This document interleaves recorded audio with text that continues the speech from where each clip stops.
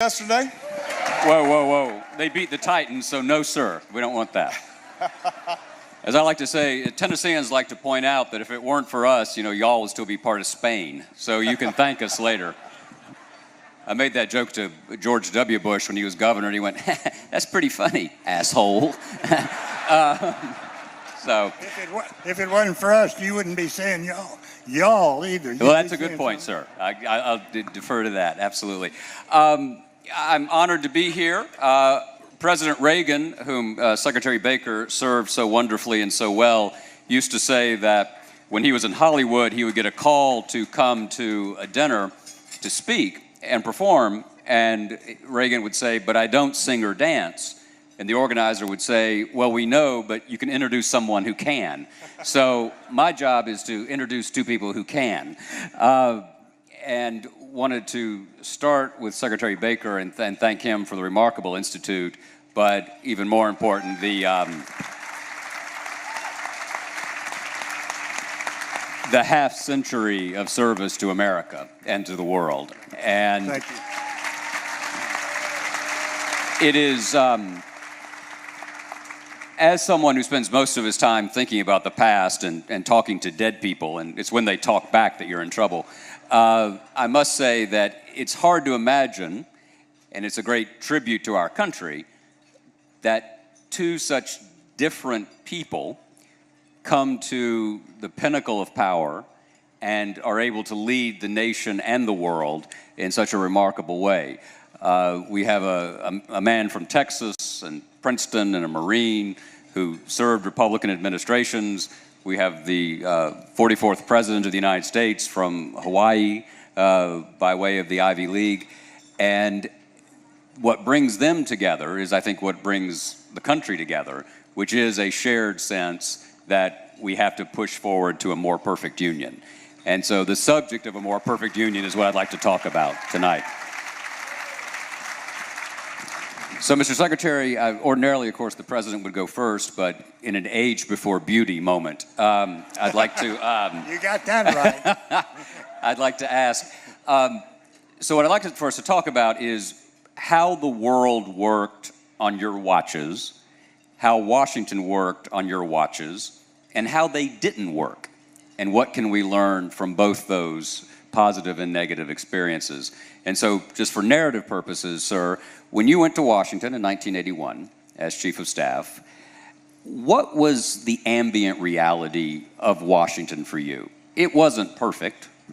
It wasn't a great bipartisan Valhalla. There were tough fights. But what was it like? What did it feel like? How hard was it to get things done? Thank you, John. Before I answer that question, or try to, let me simply say that, Mr. President, you honor us by being here tonight, and we're very, we're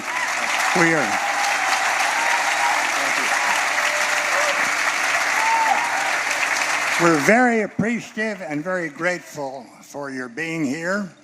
We were having dinner, and when Ed Derigian was announcing all those big dollar numbers, I looked at the President. I said, "Mr. President, 10% of that's yours." He said, "The hell it is. I'm not letting you off that cheap." He said, "I want the Rolodex." So anyway. And Jim still uses a Rolodex, by the way.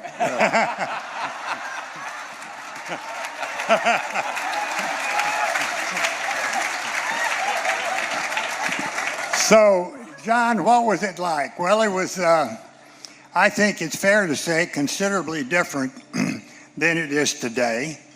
It was not, as you pointed out, not a big kumbaya moment where everybody would agree to everything. I worked for a president who was considered to be quite an ideologue. In fact, he was considered to be such a hard-line conservative. He used to joke. He used to tell people, our administration is so conservative that the right wing never knows what the far right wing is doing. But he was able to reach across the aisle. People forget this, but President Reagan had a Democratic House for his entire presidency, all 8 years.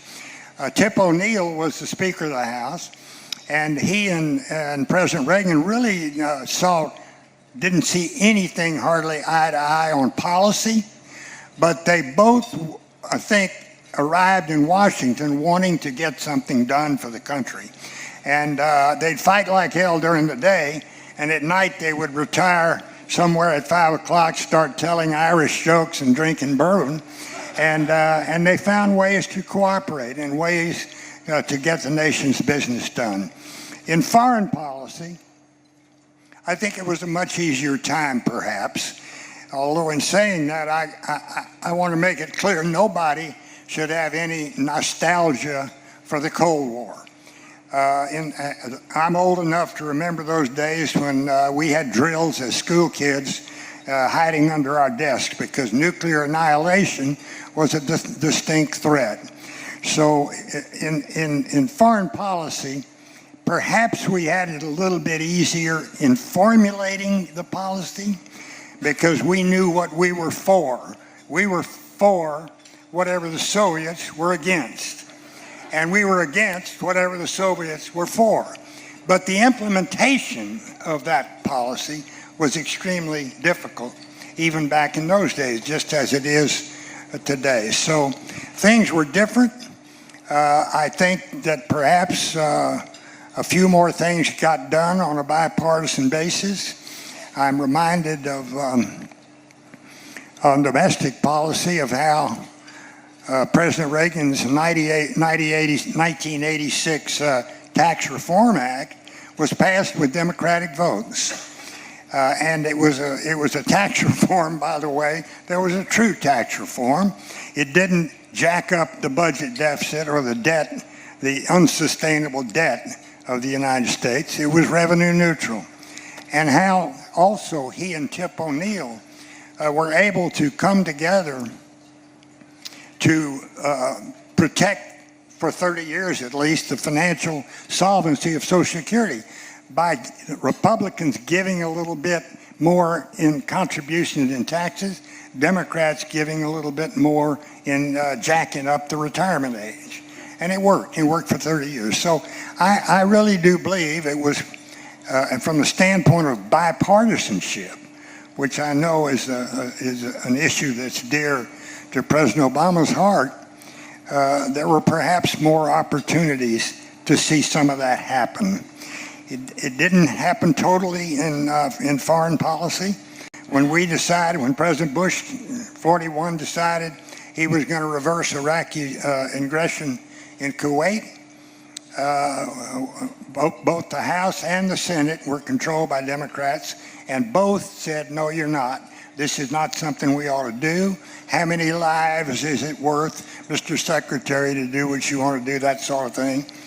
But President Bush was wise enough and adroit enough to go out and get the rest of the world on board first, and then he was able to bring the Congress along. He wanted the Congress, not that he thought he needed it, because he thought he could do it under his commander-in-chief powers, but he wanted the Congress in order to be able to say he had the support of the American people.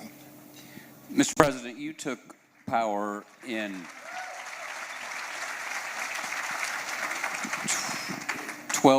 16 years after the Reagan-Bush 41 era. Pretty clearly, something happened in the 1990 to 94 period, the rise of Gingrichism and the revolt against 41 in 1990. How much of Secretary Baker's description of Washington was true for you when you came to power, and how much does it sound like we're describing Thermopylae? Not much. But first, let me compliment Jim, not only for the extraordinary work that's being done here at the Institute, as well as the ambassador and all those who support what you're doing. I had a chance to meet some of the young people who are interning here, and the excitement that they have about the prospect of serving their country in various ways, got me excited and inspired. But also let me compliment Jim for the extraordinary service that he rendered the country. And I had the pleasure of visiting my buddy 41 briefly this afternoon, and I've said this to you, Jim, or John, in the book that you wrote, and I continue to believe it. I think when it comes to foreign policy, the work that President George H.W. Bush did with Jim at his side was as important and as deft and as effective a set of foreign policy initiatives as we saw in recent years, and deserve enormous credit for navigating the end of the Cold War in a way that could have gone sideways all kinds of ways. One of the challenges is when you're president or working for a president is you don't always get credit when nothing happens. And nothing happening is good. That's right. A lot of times. So now, what I would say is that by the time, and what I'm saying here is not particularly original, but I think is accurate. By the time I took office, there were a number of trends that had started to advance what some commentators are calling the great sorting. And what I mean by that is that when Jim arrives in Washington in 1981, you still had a whole bunch of conservative Democrats, many of them from the South. You had Republicans, many from the North, who were extraordinarily liberal on environmental issues or civil rights issues, on a whole range of topics.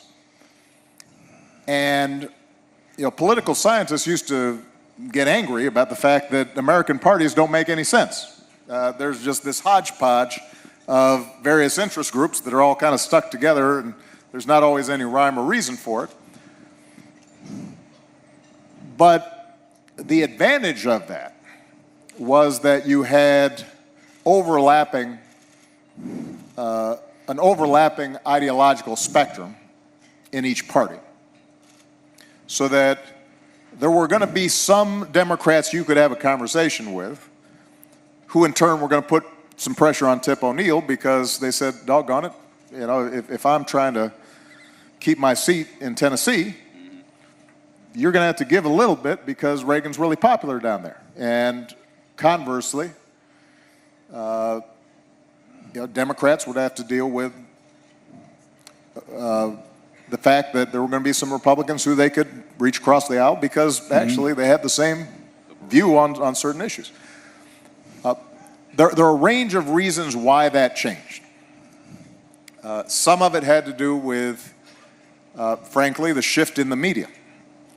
Because in 1981, your news cycle was still governed by the stories that were going to be filed by AP, Washington Post, maybe New York Times, and the 3 broadcast stations. Right.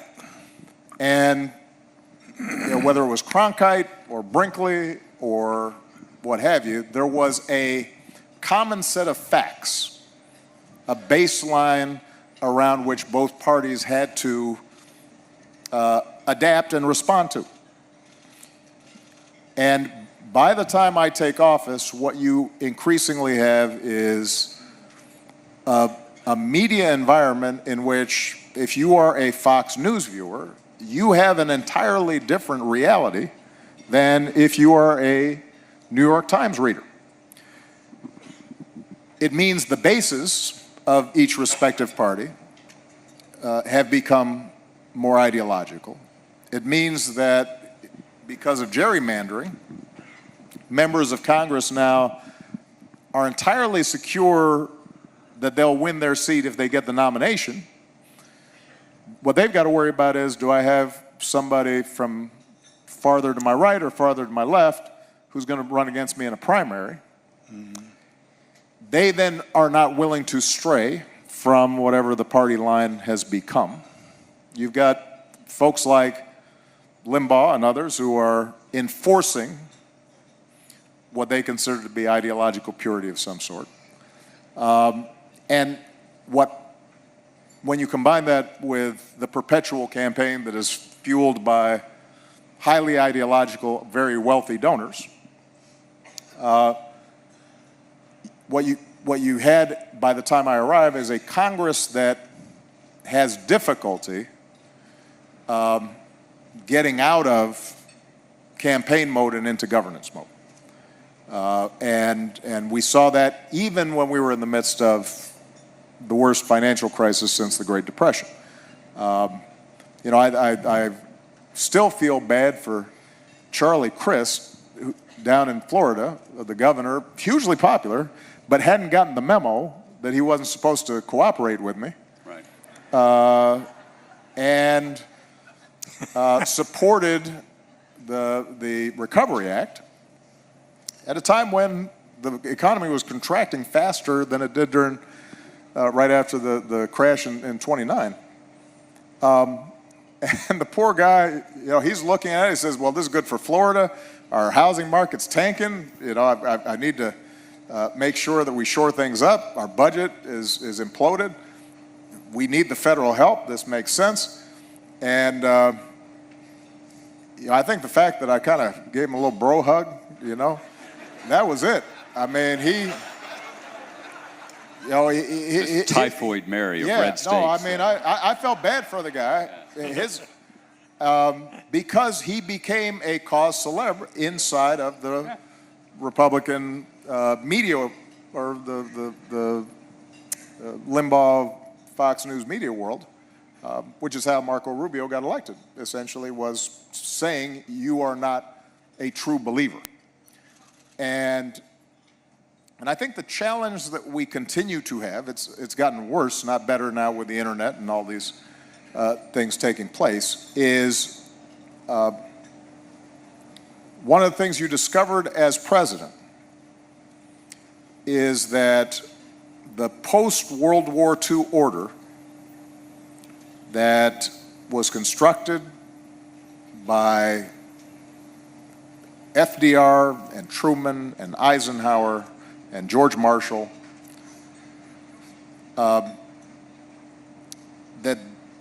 that basic notion of liberal, not liberal in partisan terms, but a pluralistic, liberal, market-based, rule of law-based democracy, and those sets of universal principles, Democratic and Republican leaders believed in those things. And that's the running thread, basically from 1945 all the way through Reagan. There were certain ideas that Jim, regardless of how it was viewed, whether this is far right or right, there were certain ideals that you assumed you had to follow, because that was part of American leadership in the world, and it was part of what made us a great country. Those are now being contested, in part because of the fact that we don't have this common base of information. And I think that the biggest challenge we're going to have over the next 10, 15, 20 years is to return to a civic conversation in which, if I say this is a chair, we agree that this is a chair. We can disagree on whether it's a nice chair, whether we should replace the chair, whether you want to move it over there, but we can't say it's an elephant. I thought we were against Obama chair. Yeah.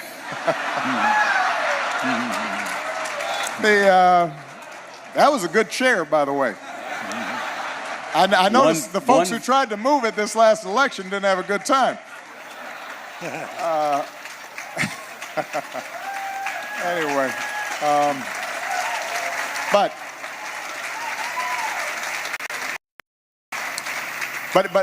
I do. One thing I realized when I got to Congress, which is part of the reason I didn't stay very long, is that, and I'm making a great generalization. There's some wonderful people in Congress, but the fact is that members of Congress are primarily motivated around keeping their seat. Yeah. And it's getting worse and worse. And, you know, I can't tell you how many times during my presidency I would have former colleagues of mine in the Senate who are good people and sensible people come up and say, Mr. President, I'd love to help you, but I'd get killed doing this. And I think that kind of pressure, Jim, I may be mistaken, wasn't as No, it wasn't. that didn't exist, at least not on every vote. Every once in a while, you'd get an ideological vote that, okay, the leader would come in and he'd say, look, you got to toe the line here.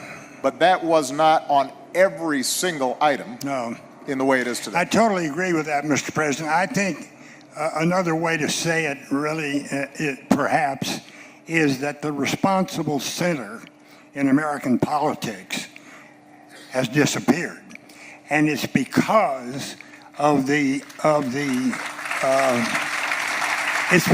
due to a lot of things. First of all, we're a pretty evenly divided country, red state, blue state. We do have the constitutional requirement to redistrict. If you live in a state dominated by Republicans, they're going to draw more and more safe districts on the right. Yes. On Democrats, more and more safe districts on the left. People that go to Washington today to represent us, particularly in the Congress, no longer take their families up there. There is no longer any social interaction in Washington between the two parties. And lastly, the last thing, or maybe not quite lastly, but next to last, you have the advent of the internet. Right. I mean, and that really makes it easy to be divisive. Divisiveness sells. Comity doesn't sell.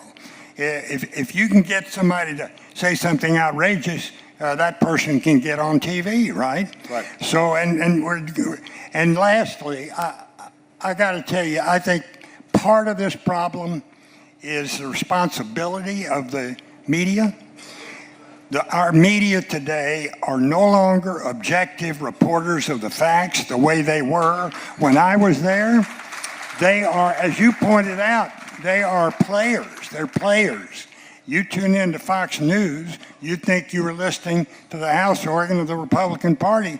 Tune in to MSNBC, you'd know you were listening to the House organ of the Democratic Party. Oh, you see how you changed that around from the I know you would. Think versus See, those kind of slick moves are what made Baker so effective. That's why we're here. That's exactly right.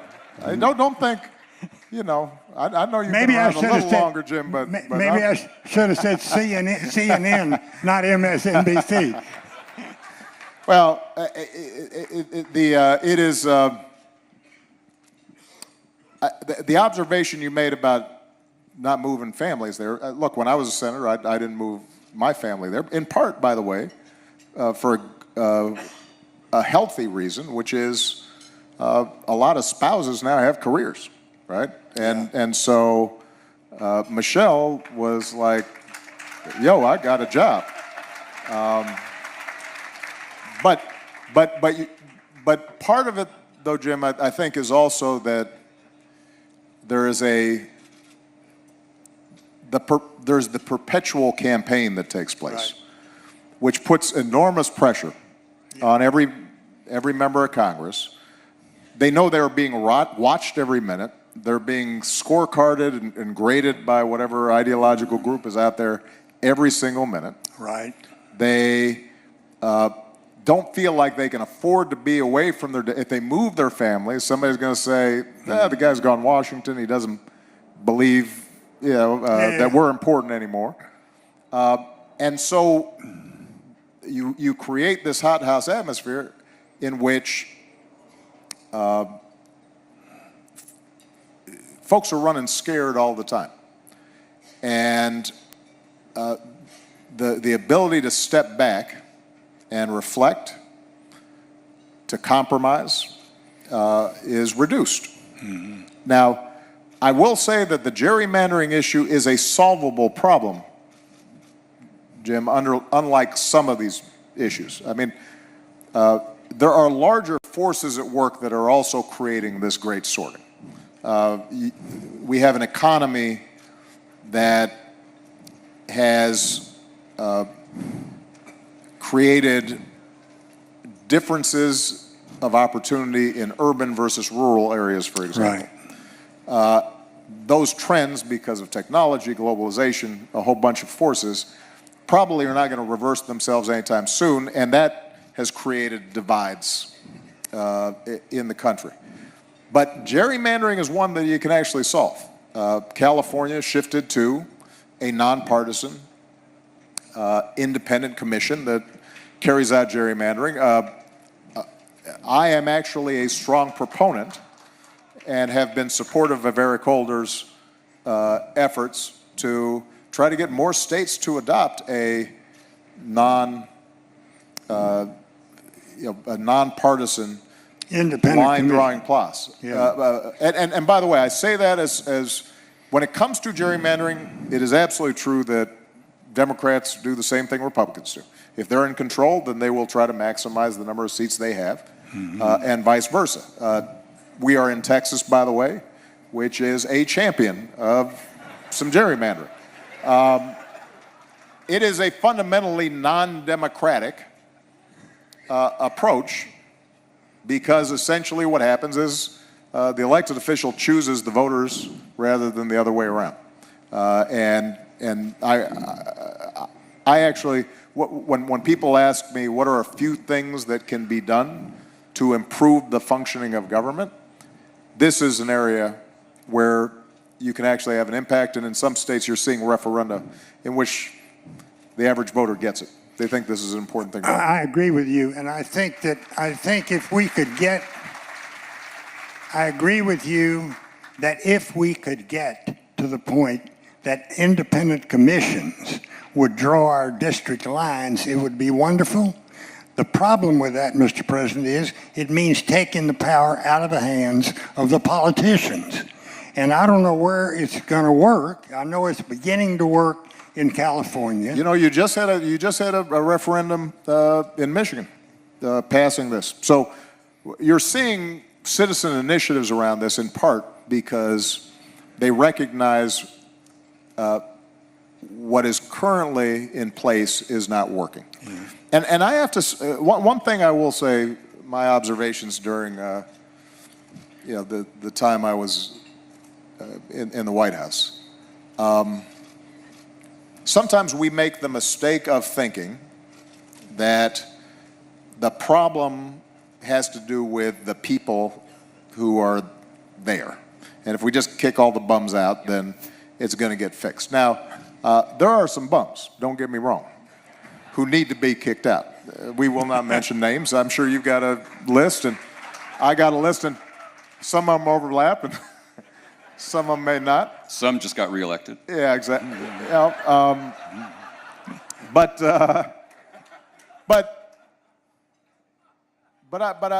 I will tell you that if you don't change the incentive structures and the underlying dynamics, then we will continue to see these problems. Good people will burn out and get discouraged, and voters will continue to be frustrated. And what it does is, by the way, it leaves a vacuum then for those who garner attention through the most divisive, controversial, outlandish statements to win.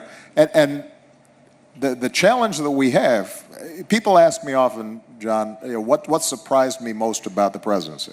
Yep. It is the degree to which the United States underwrites the international order. It is not always in the obvious ways, but if there's a problem around the world, people do not call Moscow, they do not call Beijing. They call Washington.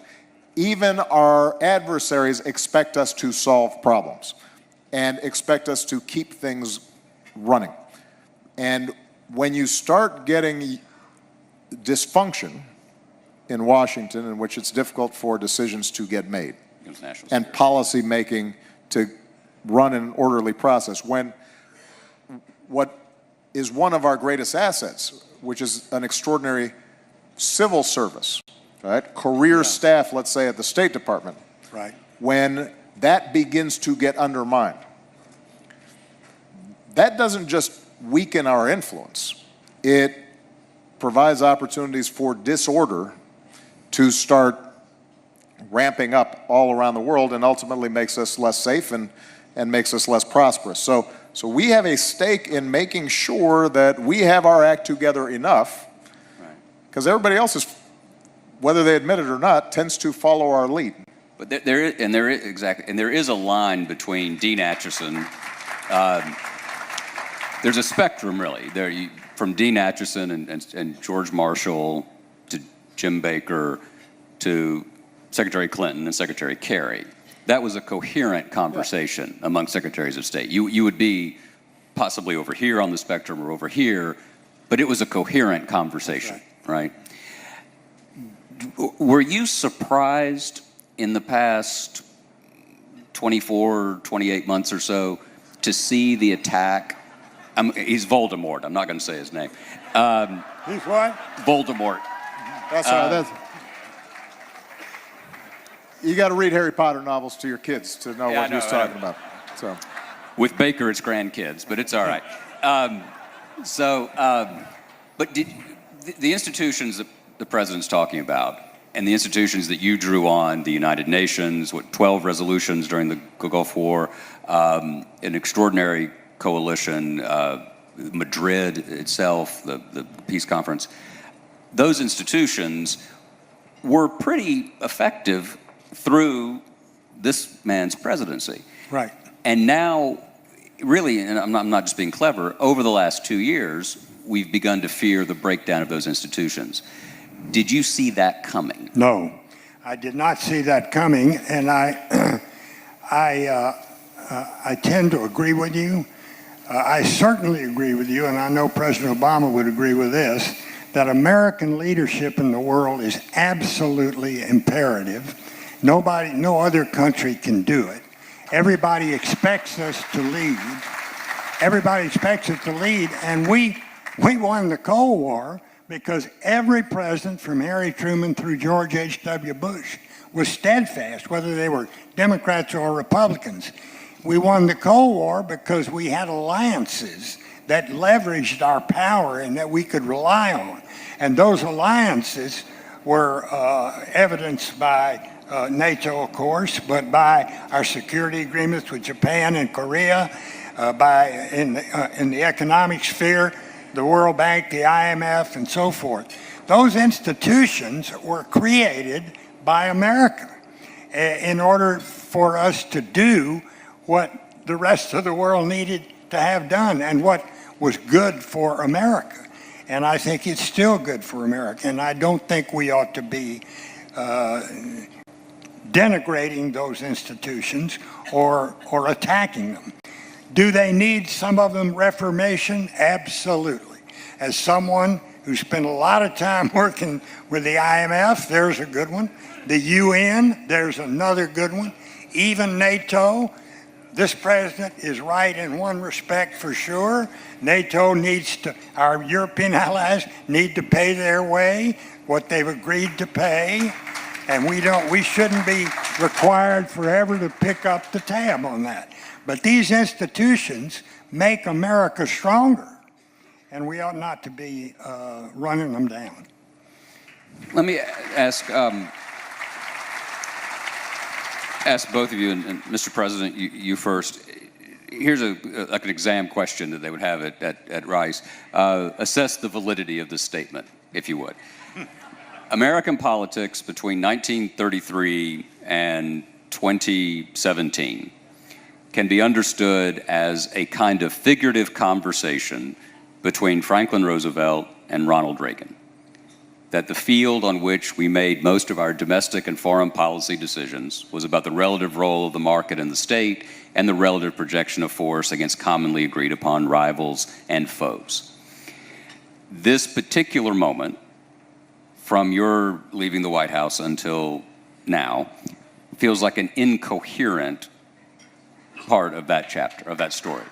Do you agree that you governed in a world that was basically shaped by those two American traditions?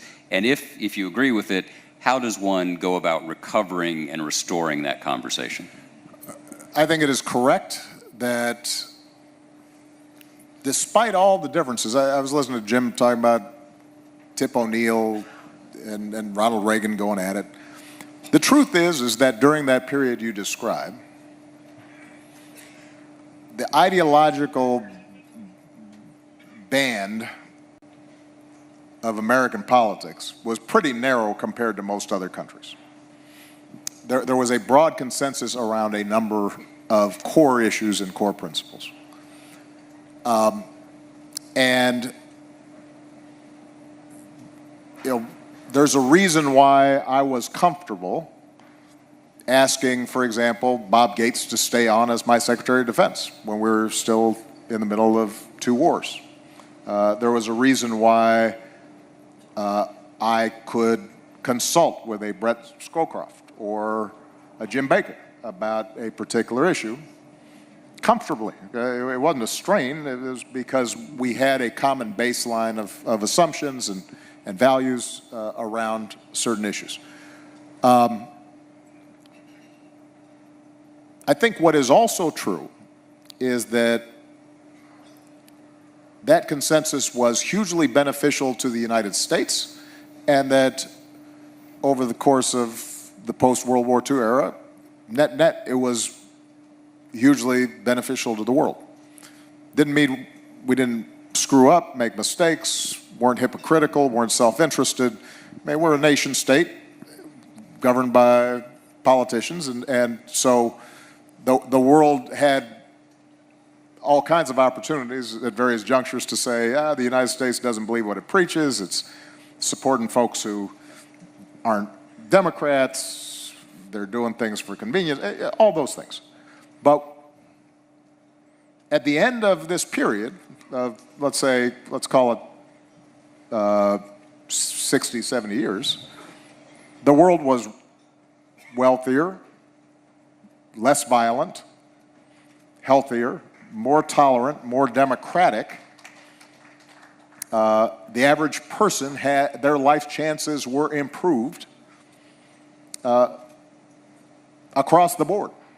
I mean, you had billions of people. Look, the Chinese essentially were free riders on the system we built and lifted hundreds of millions of people out of poverty.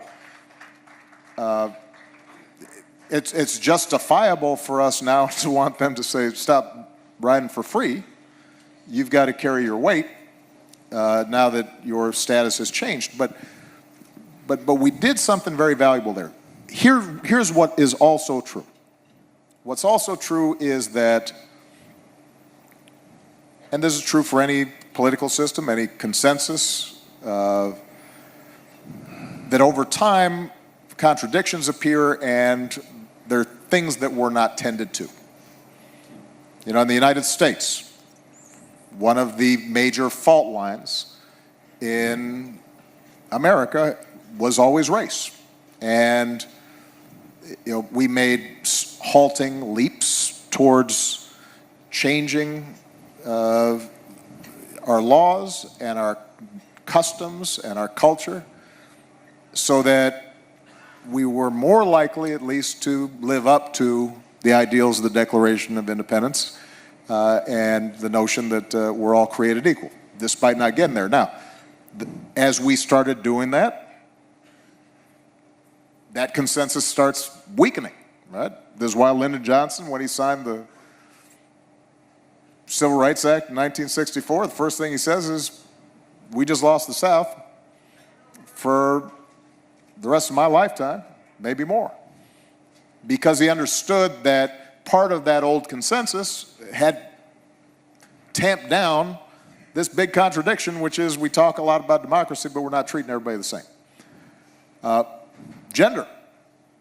Part of the reason everybody could get along pretty good in Congress in 1957 or 1965 was there weren't any women there to say what you guys are doing is stupid. And suddenly some women show up and they start questioning things, and suddenly men are kind of uncomfortable. Changes the consensus, right?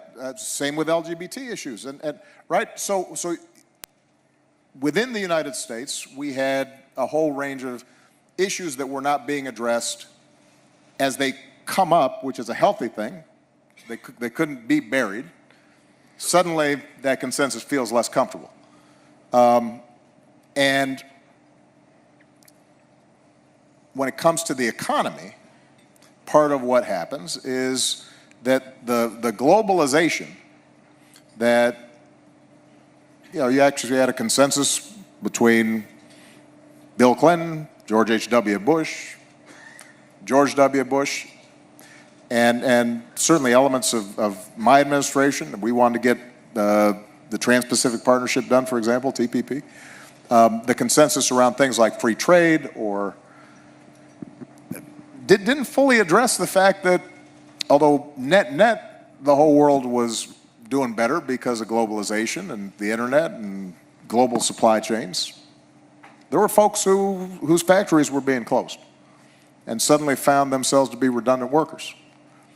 And you suddenly had a winner-take-all economy where back in 1960, maybe the CEO makes 10 times more than the guy on the assembly line. Now suddenly it's 200 times or 300 times. And the capacity of nation states to regulate global capital so that at least they have some control where they say, you know what, let's speed things up, slow things down, let's ease the transition for communities that are being hurt by whether it's automation or foreign competition.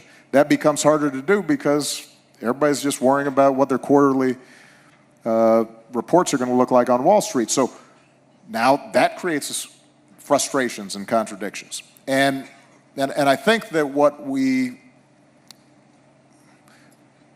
I think a legitimate critique of that consensus, of which I consider myself to be a part of and still believe in, is that we did not adapt quickly enough to the fact that there were people being left behind and that frustrations were going to flare up and that all these changes that were happening really quick, and you had to address them and speak to them.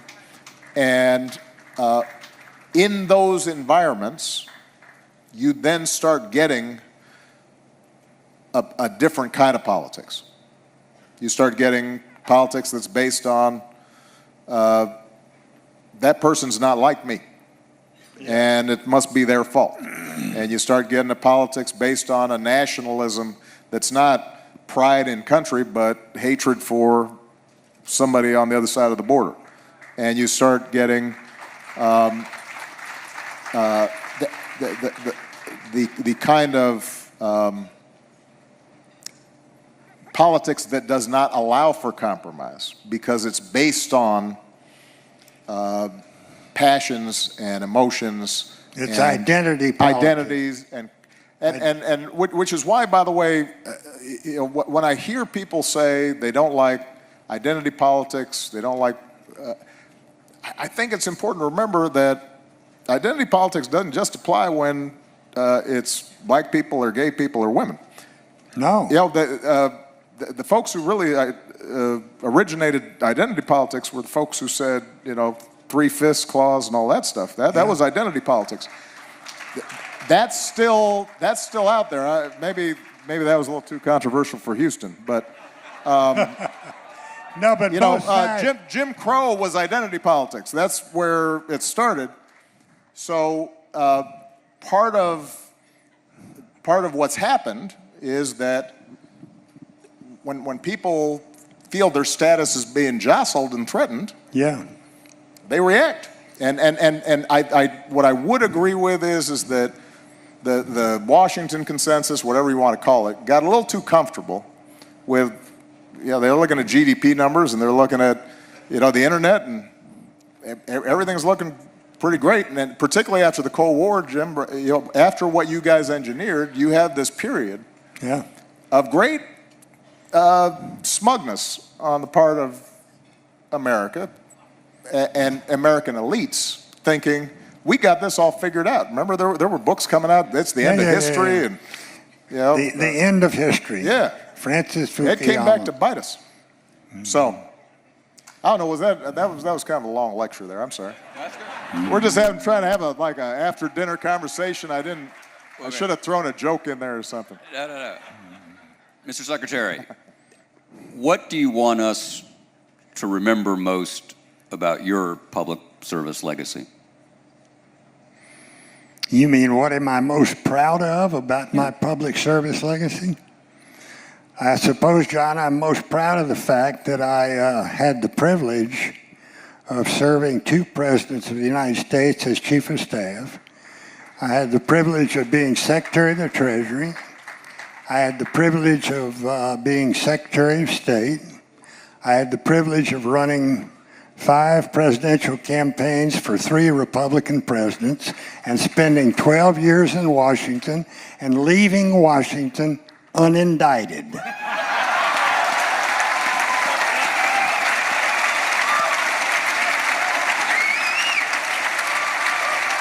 That was something there. Good job, sir. I give you credit. I think that's right. I think Susan gets the credit for that, sir. But, Mr. President, what about you? He stole my answer. Let me just say, of your 8 years, what do you want us to think about in terms of your president? Your life is unfolding, of course, but the president. Well, look, there are obviously accomplishments that I'm extraordinarily proud of and believe deeply in. I think the Affordable Care Act was important. It was incomplete, but it was a starter house on the path to a smarter, more rational healthcare system where we're not spending 6, 8, 10% more than other advanced countries for worse outcomes. And I was extraordinarily proud of the Paris Accords because, look, I know we're an oil country, and we need American energy, and by the way, American energy production. You wouldn't always know it, but it went up every year I was president. And that whole suddenly America's like the biggest oil producer and the biggest that was me, people. I just want you to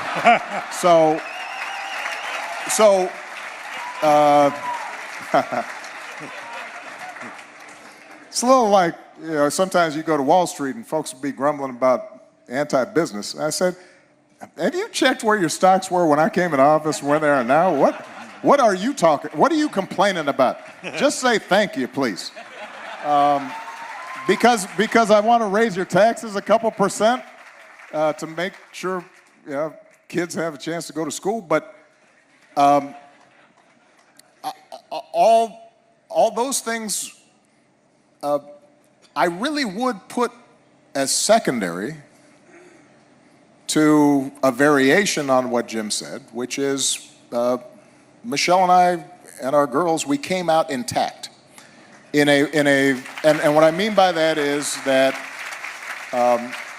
the core values that we brought into the office, pretty homespun values, tell the truth and try to see the other person's point of view and treat people kindly and with respect and work hard and think things through, and we were able to sustain that in a difficult environment for that to sustain. And not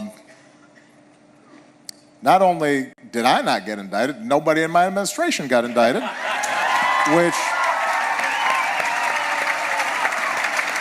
by the way, was the only administration in modern history that can be said about. In fact, nobody came close to being indicted, partly because the people who joined us were there for the right reasons. We were there to serve, but I guess there's a larger point to that, and I'm in the process of writing right now, and the first time I was in the Oval Office was actually after I'd been elected. I'd been to the White House, but I hadn't been to the Oval Office. I'd been there for several meetings, but the tradition is shortly after the election, the current president invites his successor in. So 43, he has me over. Laura's with Michelle. They could not be more gracious. And I have to make the point that they had set up a transition process that was flawless and generous and thoughtful, so that every member of 43's staff had made themselves available to the person who was going to be taking their place, and had prepared manuals and books about how things work. And because despite the political differences, which were real and significant, they recognized there was a value above those differences. And when I walked into the Oval Office, there's a reverence there for that office that is independent of you. And if you don't feel that, then you shouldn't be there. Because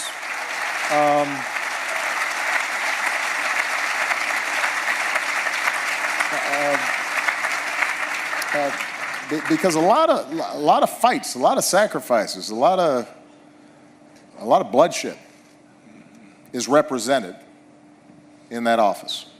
And not just soldiers at Iwo Jima, it's maids in Selma, and it's workers in a coal mine, and it's farmers in the Dust Bowl, and that you're carrying that vessel, and I never lost that reverence for that office. And every day I would come and I would say, I'm going to make mistakes. There are going to be decisions that are compromises. Jim knows this. When you're in that office, there is never such a thing as a 100% solution, because by definition, if it was easy to solve, somebody else would have solved it. It only comes to you when when there's no good answer. But through all those ups and downs, you had to have a part of you, and the Bushes had that, and Ronald Reagan had that, and Bill Clinton had that. That sense of, man, this is sacred. This is important. Yeah. And there's a civic religion and a set of ideals and principles that we won't get perfect, but we should strive to perfect. And that, I think, is something I never lost throughout the time I was there. There was never, my staff we used to put stickers on people's binders and folders saying, guard against cynicism. Because you have to be realistic, but you can't be nihilistic, and serve whether you're president, secretary of state, or a young staffer who's there for the first time. I want to close, if I may, by giving Ronald Reagan the last word, which is always safe. Not Well, in this crowd, anyway. Not far from here in Secretary Baker's office, there's a picture of Chief of Staff, Secretary of the Treasury at that time, Baker, sitting next to President Reagan. The picture was taken by David Hume Kennerly, the great political photographer, in 1987. President Reagan looks a little puzzled, and he's in Reagan's wonderful handwriting. The inscription reads as follows: "Dear Jim, I look like I'm lost, but not worried. You'll straighten it out like you always do. Ronald Reagan." I think I speak for all of us when I thank both Secretary Baker and President Obama, because they've straightened out a hell of a lot for us. Thank you. Thank you very much.